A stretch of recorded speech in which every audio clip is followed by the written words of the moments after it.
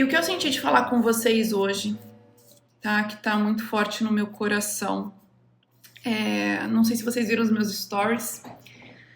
Ó, o Buda querendo participar.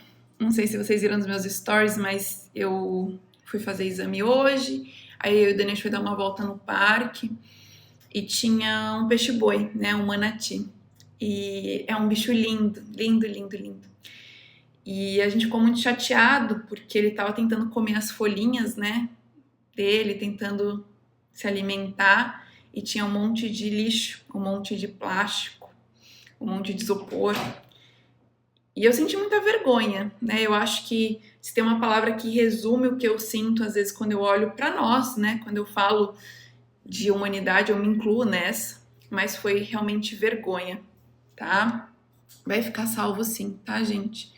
Vou só fechar aqui os comentários, porque, gente, grávida, eu não consigo me concentrar com muita coisa ao mesmo tempo. Só para não perder a linha de raciocínio, tá? Aí eu vou abrindo aos poucos. E aí eu comecei a pensar sobre os nossos rastros. Eu quero te fazer refletir sobre isso hoje, né? Quais são os rastros que você tem deixado? Os rastros que você tem deixado no coração das pessoas, o rastro que você tem deixado no mundo, o rastro que você tem deixado, né, no planeta no geral, mas principalmente para as próximas gerações.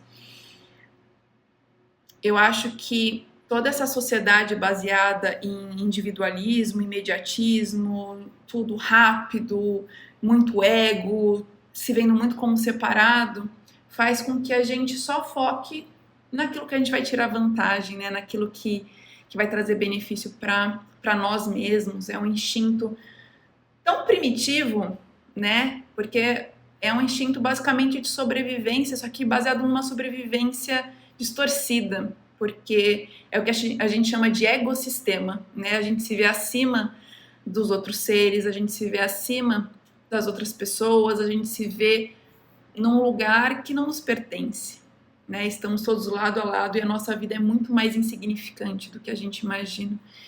E é muito importante a gente se lembrar disso. Às vezes a gente acha que lembrar que nós somos insignificantes em certo ponto é uma forma de desmotivar, desanimar, ou de que, nossa, então minha vida não importa. Não, a sua vida importa muito. A diferença é que a sua vida não importa mais que a do outro. Essa é a diferença. A nossa vida não importa mais do que um manati que está vivendo a vida dele lá no meio do lixo por nossa causa. A nossa vida não importa mais do que uma pessoa que tem uma condição financeira diferente, uma cor diferente. Então, o principal que a gente precisa entender dessa insignificância é que sim, a gente importa, mas que ao mesmo tempo a gente não importa mais do que ninguém. Então, reflita sobre isso. Quais são os seus rastros? Porque o mundo das aparências, ele engana muito. Aquilo que a gente vê só com os nossos olhos físicos e não com os olhos da alma é facilmente enganável. Né? É muito fácil a gente se encantar, é muito fácil a gente ser tentado, é muito fácil a gente olhar alguma coisa e ser atraído por ela se a gente não está vigilante da nossa consciência, porque tem muitas coisas que nos atraem pelo olhar, mas quando a gente vai ver a essência, muita gente não consegue entender, né? Gabi, mas como que eu vou saber a essência se eu não tenho uma mediunidade, se eu não sou super sensível? Você não precisa ter mediunidade mega aflorada para ter esse discernimento. Basta você ver os frutos. Toda vez que você tiver dúvida, olha os frutos. E quando eu digo frutos, eu não digo resultados financeiros. Olhe as pessoas que estão ao redor dessa pessoa. Olhe o que ela fez, né, os projetos que ela colocou no mundo. Olhe a forma, né, que ela lida com uma pessoa ao cumprimentar no dia a dia, se ela dá oi pro porteiro ou não. Então a gente consegue ver vários rastros. E hoje, olhando aquele monte de lixo, num mar lindo, azul, uma água assim, que só Deus pode criar, a gente nunca vai ser capaz de criar algo como isso, pela nossa limitação, tudo destruído pelo nosso rastro, que até muito tempo foi puro lixo. E a gente não tem que ter culpa, né? Sentir culpa disso.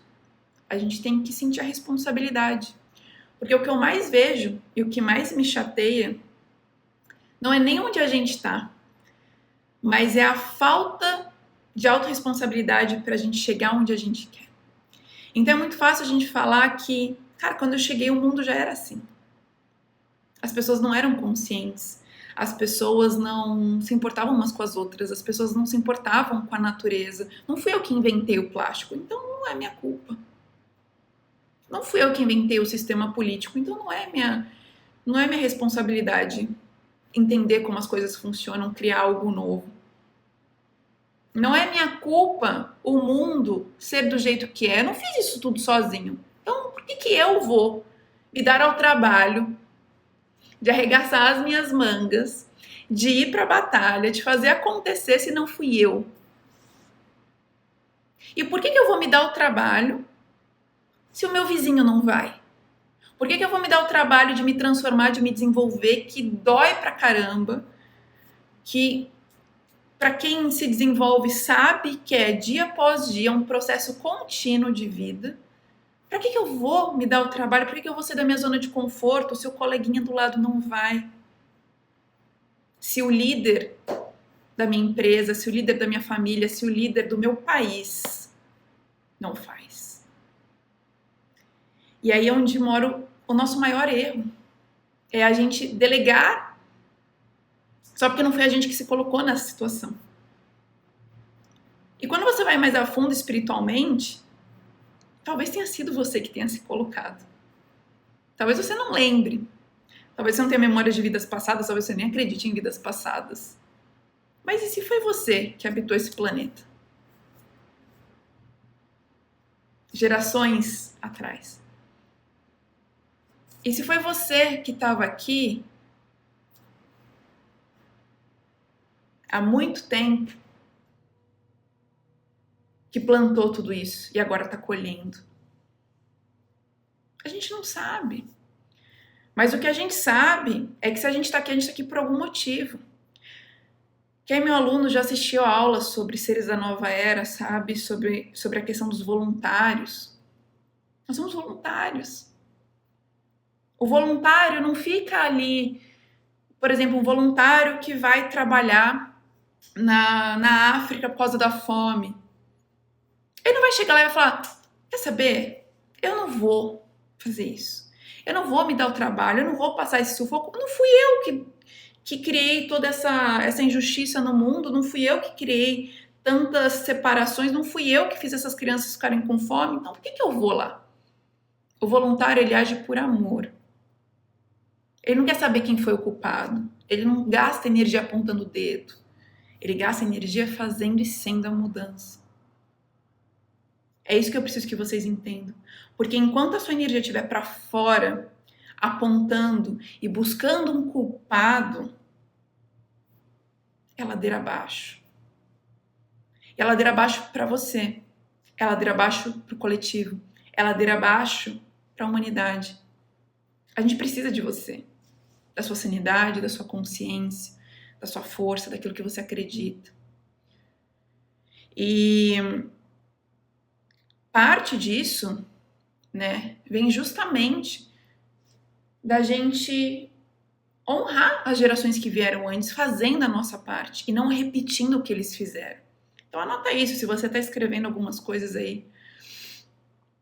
Às vezes a gente honra, né, através da inconsciência, através do ego, a gente resolve honrar os nossos antepassados, os nossos ancestrais, até gerações muito recentes, como os nossos pais e avós, através da repetição. Então a gente só vai repetindo, repetindo, repetindo, repetindo.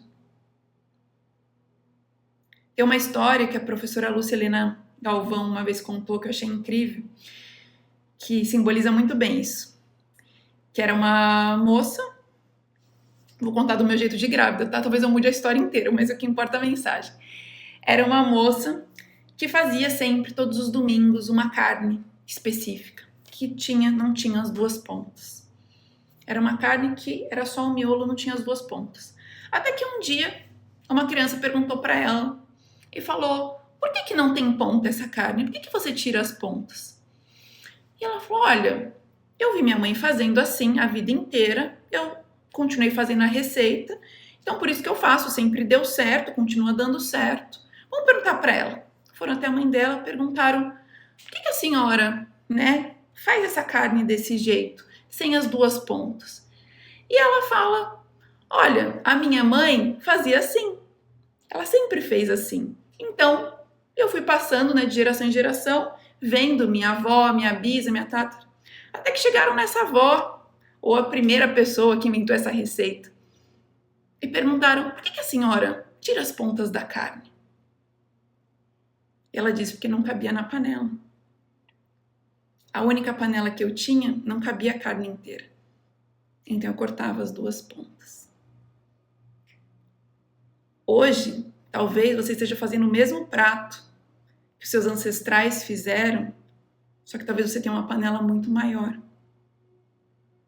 E quando a gente está no campo da inconsciência, a gente vai honrando só repetindo, porque uma vez deu certo. Mas não significa que algo nos trouxe até aqui que vai nos levar adiante. Não significa que a gente avançou em muitas coisas de tecnologia, grande parte de tecnologia, né? Porque o resto tá difícil. Mas não significa que deu certo até então, que é o melhor a continuar a ser feito para o futuro. A gente honra o nosso passado não repetindo o que fizeram. A gente honra o nosso passado agradecendo, aprendendo, mas fazendo o que a gente veio fazer de novo. A gente não veio repetir, a gente veio criar. Ser humano é a imagem e semelhança do Criador. Lei da correspondência, assim acima como abaixo. Você veio criar, você não veio copiar. E quando a gente fala de co-criar, é justamente isso, porque a gente não cria nada sozinho, né? A gente está o tempo todo conectado com a fonte. Então nada se cria sozinho. A gente não é 100% autossuficiente como a gente acha que é. Então a gente tem essa responsabilidade de honrar os nossos ancestrais, honrando a nossa verdade, honrando aquilo que vibra no nosso coração. Ah, mas sempre foi assim. O sistema educacional sempre foi assim. A política sempre foi assim, sempre foi corrupta. O sistema de saúde sempre foi limitado. As pessoas sempre foram. Sempre foi, mas não significa que para sempre precisa ser. E quando a gente entende o tamanho da nossa panela, com essa analogia que eu fiz, a gente percebe que a gente pode fazer muito mais. E fazer esse muito mais, gente, é também honrar as próximas gerações.